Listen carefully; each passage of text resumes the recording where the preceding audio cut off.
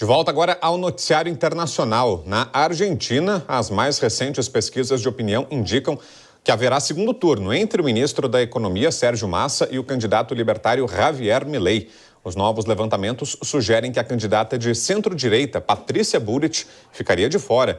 Quem está aqui com a gente no estúdio para nos ajudar a entender um pouco melhor o cenário da eleição argentina é ele, nosso editor de internacional, Marcelo Favalli. Temos os números, Favalli, boa noite. Boa noite, Brown. Saudação a quem nos ouve pelo rádio, quem nos assiste pelas nossas múltiplas telas. Eu vou usar um clichê quando a gente olha em eleições. A eleição é um filme e, de repente, aparecem fotos. O que a gente vai ver é um retrato da situação agora e que mudou em 15 dias. Estou aqui os números, como o Vitor Brown falou.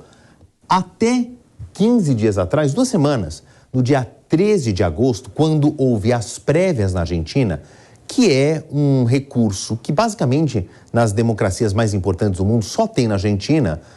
A população é convocada a eleger aqueles que vão, então, disputar definitivamente o pleito eleitoral. Qual foi o resultado? O Javier Milei disparou na frente nessas prévias.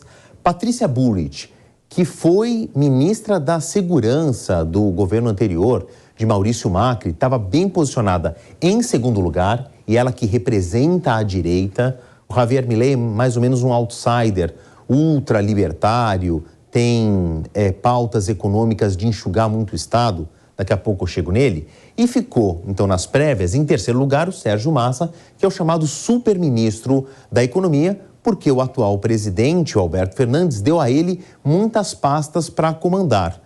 Agora, essa pesquisa, que é quentinha, saiu entre ontem e hoje, mostra uma inversão entre o segundo e o terceiro lugar. O Sérgio Massa, que representa o peronismo, a esquerda mais tradicional da Argentina, está subindo, se aproximando, pero no mucho, de Javier Milei, mas a Patrícia Bullrich tem ficado cada vez mais para trás. Reparem as diferenças dos números. Elas variam entre 5 pontos percentuais e 6 pontos percentuais.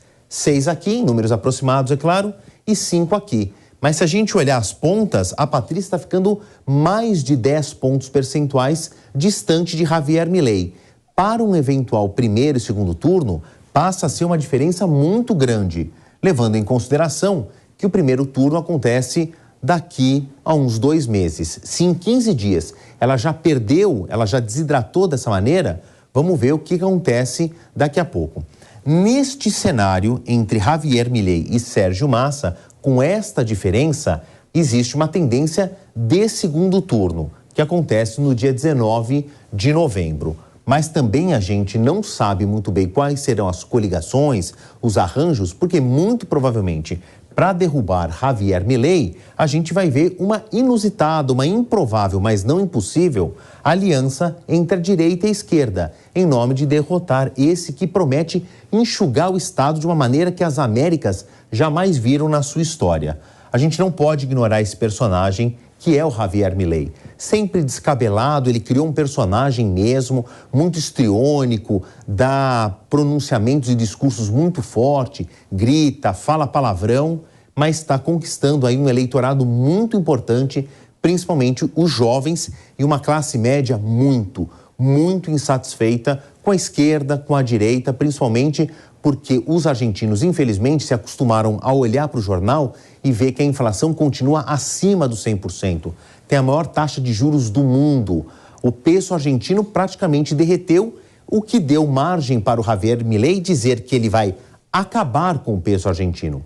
Ele vai substituir pelo dólar americano e, com isso, ele vai eliminar o Banco Central. Mas antes, ele fala de um enxugamento do Estado e abrir para o livre mercado, para o capitalismo raiz mesmo, tudo. Uma grande onda de privatizações, inclusive abrindo para a privatização a educação e a saúde.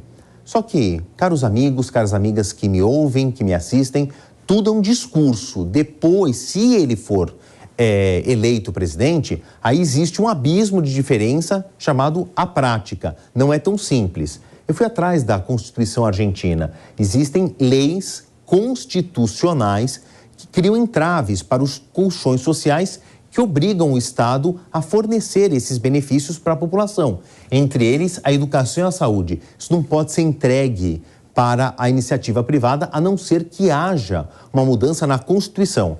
Pergunta, Javier Milei vai ter uma base no Congresso a ponto de mudar cláusulas quase que pétreas da Constituição? Ponto de interrogação.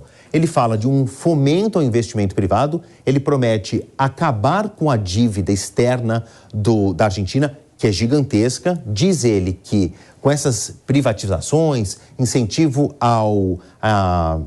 aos empresários, vão vir iniciativas externas, e eliminar o Banco Central tem um porém muito importante. Significa abrir mão da política monetária do próprio país. Agora, o meu segundo ponto de interrogação, ele vai conseguir atrair dólares o suficiente para fazer a moeda circular para uma população em torno de uns 48 milhões de habitantes?